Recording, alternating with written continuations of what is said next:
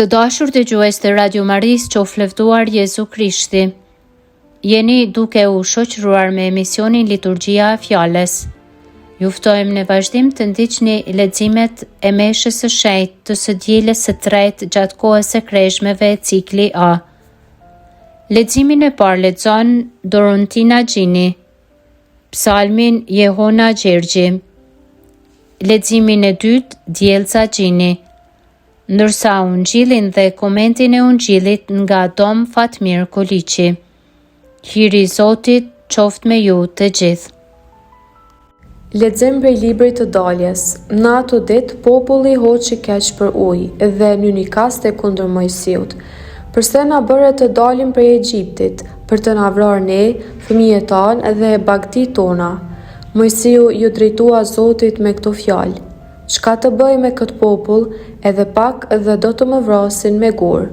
Zoti i tha Mojsiut: "Shko para popullit, merr me vete disa prej pleqve të Izraelit, merre në dorë shkopin me të cilin e godite lumin dhe nisu. Ja, unë do të qëndroj para teje për mbi qetën e Horebit. Ti bjeri shkëmbit e prej ti do të shpërthej uji që populli të pi." Mojsiu bëri ashtu ndër sy të pleqve të Izraelit. Atë vend Mojsiu e quajti Masa dhe Meriba për shkak të grindjes së bijve të Izraelit, dhe pse e tunduan Zotin kur thanë: "A është Zoti me ne apo nuk është?" Fjala e Zotit. Falenderojmë hyjin. Bëj që ta dëgjojmë zërin tënd, o Zot. Bëj që ta dëgjojmë zërin tënd, o Zot. Ejani të këndojmë Zotit, t'i brohërisim hyjit shërbuesit ton, t'i dalim para me falënderje, t'i këndojmë këngë hareje. Bëj që ta dëgjojmë zërin tënd, o Zot. Ejani të adhurojmë, të bijem përmbys para ti, të bijem në gjonjë para Zotit që na krijoi, sepse ai është hyji ynë, ne jemi populli i kullotës së tij, grigja që ai e ruan. Bëj që ta dëgjojmë zërin tënd, o Zot.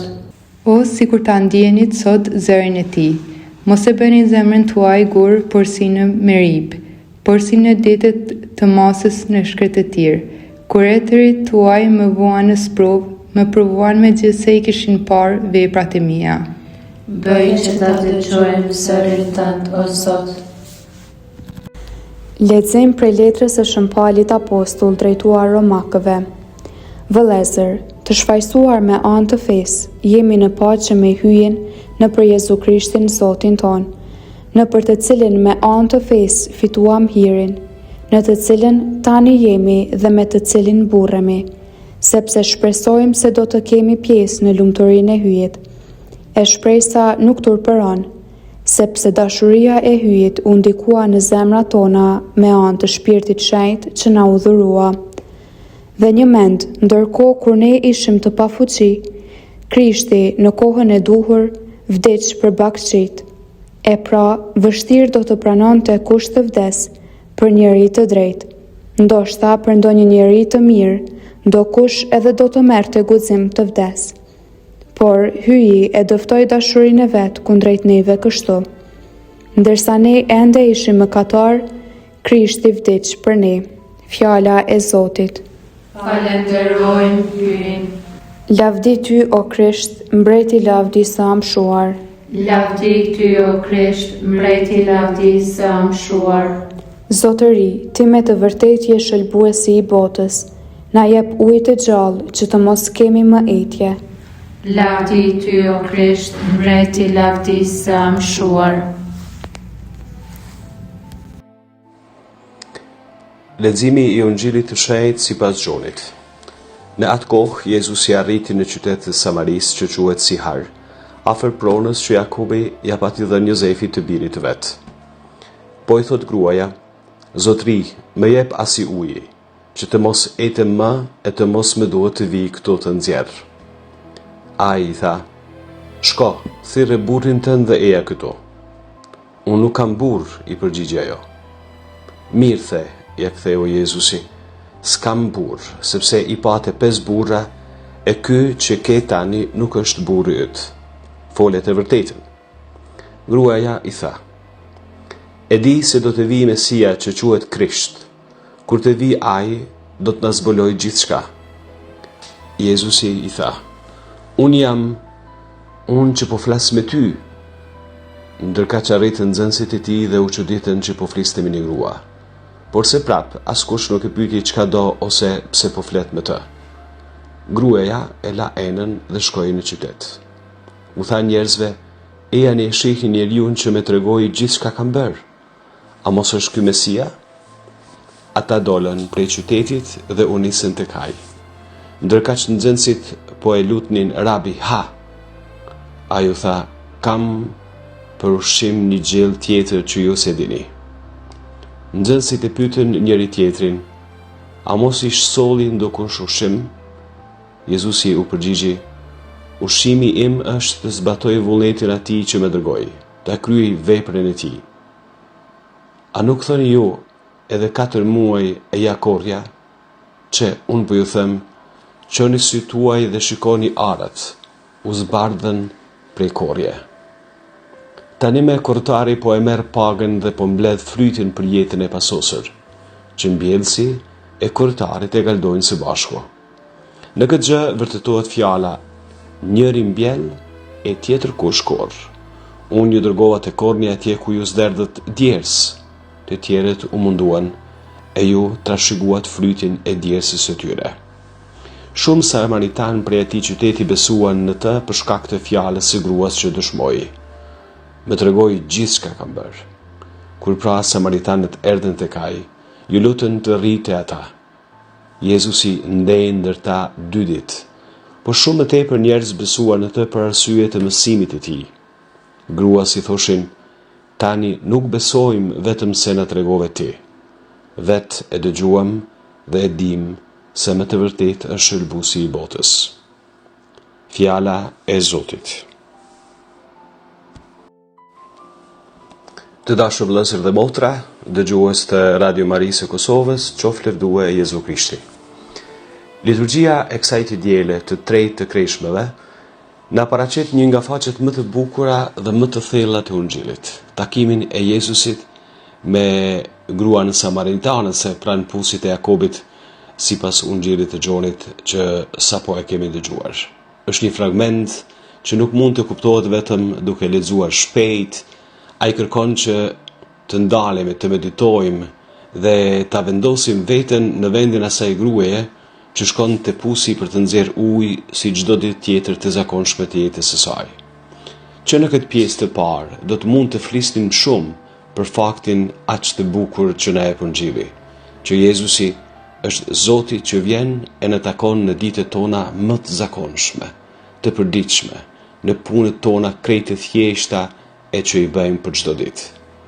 Nuk e kërkon Jezusi ndonjë moment solemn apo ndonjë ngjarje të jashtëzakonshme për ta takuar. Po, krejt të zakonshme e në rutinën e jetës tonë.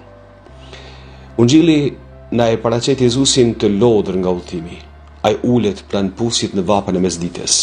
Në atë moment vjen një grua samaritanëse për ta nxjerrë ujin që i nevojitet për familjen e vet. Dhe Jezusi i drejtohet me një kërkesë shumë të thjeshtë: më jep të pi, siç do ta bënim ndoshta edhe ne kur jemi në një gjendje të tillë në vapën e mesditës dhe jemi pranë një pusi dhe pranë një personi që mund të nxjerrë ujë nga ai pus. Kjo fjali e shkurtër hap një dialog të jashtëzakonshëm, një dialog që prek thellësinë e zemrës njerëzore. Gruaja habitet si një hebrej që flet me një samaritanase, një burr që i drejtohet një gruaje të panjohur. Në kulturën e asaj kohe kjo ishte e pazakontë, por Jezusi nuk ndalet te kufijt që njerëzit vendosin mes njëri tjetrit.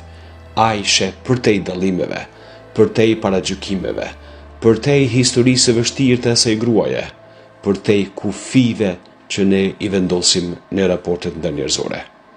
Ai, pra vetë Jezusi, e sheh etjen e saj më të thellë. Në fakt, tema që përshkon këtë Ungjil është etja. Gruaja ka ardhur për ta shuar etjen fizike duke marrë ujë nga pusi. Por Jezusi fillon të flas për një tjetër etje, për ejtjen e zemrës së njeriut, për ejtjen e shpirtit të tij. Ai thot, kush pi ujë nga ky pus do të ketë përsëri etje, apo kush e pi kët ujë do të ketë përsëri etje. Por kush pi ujin që do ta jap ai, Jezusi, do ta jap unë, nuk do të ketë më kur etje. Jezusi flet për ujin e gjallë, për atë hir hynor që e mbush zemrën e njeriut dhe e bën atë burim i jetës të re. Të dashur vëllezër dhe motra, në këtë grua samaritanëse ne mund ta shohim edhe vetveten tonë. Ajo përfaqëson njeriun që kërkon lumturinë, por shpesh e kërkon në vende që nuk e shuajnë ejtjen e shpirtit të tij. Ungjilli na tregon se ajo kishte pasur 5 burra dhe tani jetonte me një tjetër. Kjo nuk është thjesht një detaj nga biografia e jetës së saj. Është një simbol i një jete të mbushur me kërkime, zhgënjime e boshllëqe. Sa herë ndodh edhe me ne kështu. Njeriu modern, njeriu i kohës sonë, që bëjmë pjesë edhe ne, kërkon të shuaj ejtjen e zemrës me shumë gjëra, nga njëherë me sukses, nga njëherë me pasuri, e nga njëherë me kënaqësi e me prestigje të ndryshme. Por edhe pasi i arrim, apo njeriu i botës së sotme i arrin këto gjëra, shpesh ndjen se diçka i mungon ende.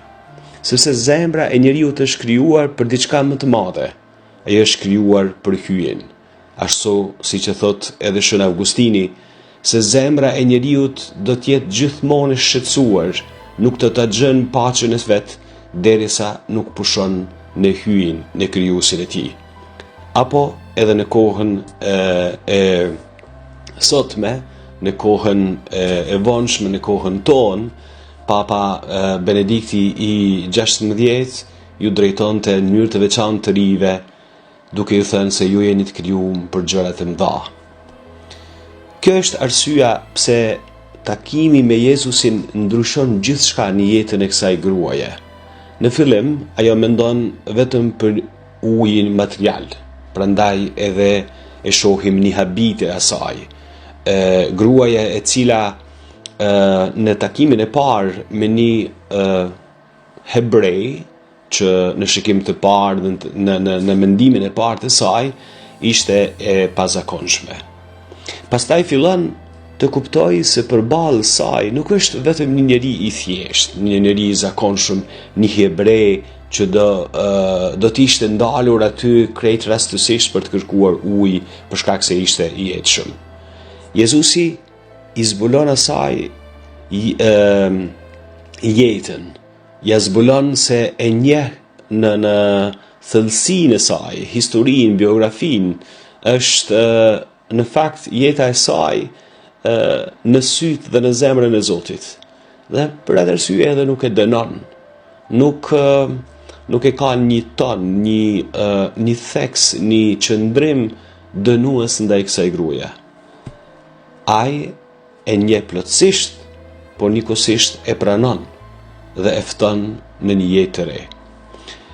Është krejtësisht një karakteristik e krejshmeve që ne e bëjmë. Krejshmet nuk i bëjmë që të dënojmë veten e të jemi të dënuar prej Zotit, por krejshmet i bëjmë për të zbuluar jetën e re, për të zbuluar diçka që akoma nuk e kemi jetuar si duhet. Dhe në këtë rast, takimi me Jezusin na fton për ta bërë shtektimin e ri që është krejshma e që na çon drejt ringjalljes tij. Në këtë dialog Jezusi zbulon edhe një të vërtet të madhe të fesë tonë, kur i thot gruas, do të vi momenti, do të vi ora, do të vi çasti kur adhuruesit e vërtet do të adhurojnë Atin në shpirt dhe në të vërtet. Këtu Jezusi na mëson se marrëdhënia me hije nuk është vetëm një çështje vendesh, çështje ritesh apo zakonesh, mentalitetesh që krijohen shpeshherë në personin apo në bashkësinë e ndonjë kishe, ndonjë populli, e ndonjë vendi. Ajo është mbi të gjitha, pra raporti apo edhe adhurimi që e thot Jezusi mbi të gjitha është një marrëdhënie zemre, një takim personal me Hyjin që është atë.